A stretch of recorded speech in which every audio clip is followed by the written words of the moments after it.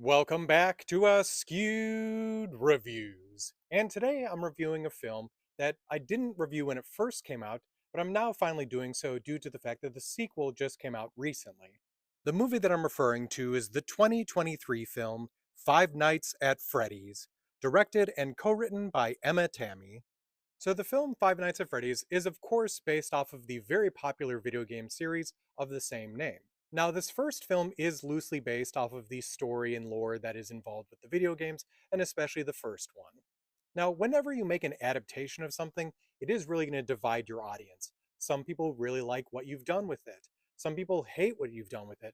Some people have no idea what the original property is and are either enjoying it because this is something different and fascinating, or are completely confused just because it really is geared towards people who are a fan of it.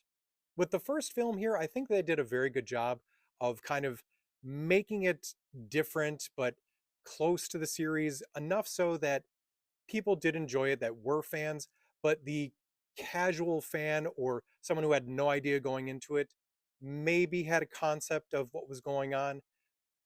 I don't exactly know what the experience was like because coming into the movies, I had some amount of knowledge and probably a little bit more than the casual person.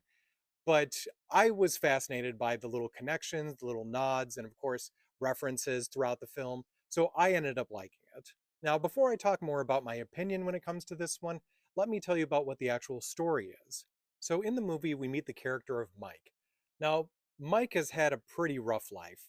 When he was much younger, his younger brother was actually kidnapped, but he was right there. So he essentially witnessed it or had an inkling of what actually occurred. Now, that's hard enough, but trust me, things only got worse from there. By the time we meet the character of Mike, he is a fully grown adult, and he's trying to do everything possible to take care of his younger sister, Abby, because both of their parents are out of the picture. As a career choice, Mike seemed to gravitate towards being security, probably due to the fact of what happened with his younger brother and just feeling that need to keep everyone safe. The problem is this is still causing a lot of issues for him with that trauma, so he tends to continue to keep losing his job. Now, there's another family member that we meet called Aunt Jane, who is actually trying to gain custody over Abby, and not for very good reasons. It seems like she's all about getting that money and not about taking care of a young, impressionable child. It does start to look like Jane is going to make this into a legal matter. Now, to make himself look a little bit better, Mike really needs to get another job. With his current track record, it is going to be a little hard to get another position.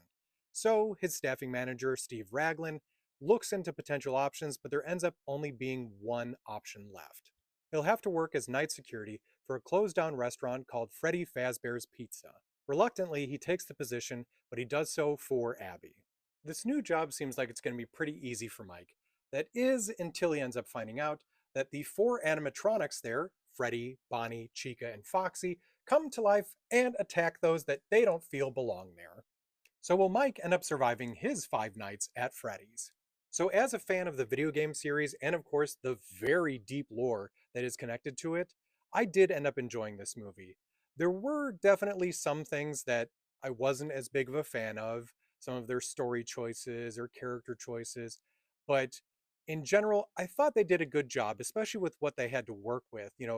Trying to do this movie that's based off of a video game that, let's be honest, there's not a ton going on. It's more just an experience that's happening as you're playing. But at the same time, there was a lot to enjoy about this movie, too. Number one, of course, being the fact that the animatronics looked amazing. And they were actually made by the Jim Henson Company. Also, if you are a fan of the lore, there's definitely some Easter eggs and nods to things that if you know your stuff well enough, you will get those. Now, there were also a lot of complaints coming from some of the fans of the video game series, which I also agree with about the tone and the fact that it didn't really have enough scares or jump scares or creepiness to it, and just a couple of other little things here and there, which a lot of that seemed to be addressed in the sequel. So for me personally, I don't think this was a bad adaptation.